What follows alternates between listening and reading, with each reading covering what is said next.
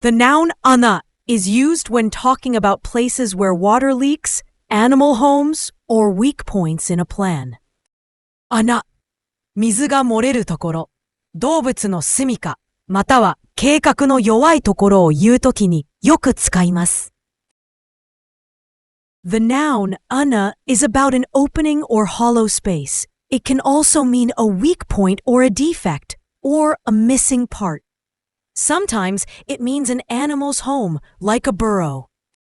空いているところや、くぼみ、へこみのことです。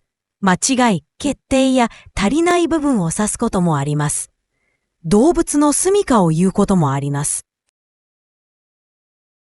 The first kanji means a hole or an opening.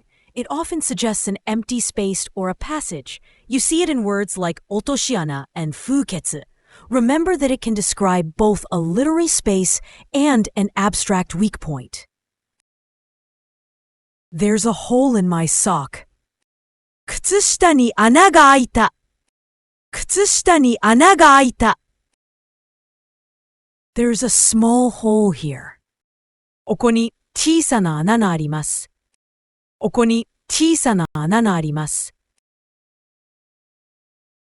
The children dug a hole in the park. 子供たちは公園で穴を掘った。子供たちは公園で穴を掘った。He poked a small hole in the paper with a pin. 彼はピンで紙に小さな穴を開けた。彼はピンで紙に小さな穴を開けた。The most common synonyms of the word are ko and kekkan. Ko is a more technical or formal word for an opening or orifice. Kekkan overlaps when ana means a flaw or weak point in something like a plan or product. The most common antonym of the word is kanzen. When ana means a flaw or lack, kanzen means there is no lack or defect at all.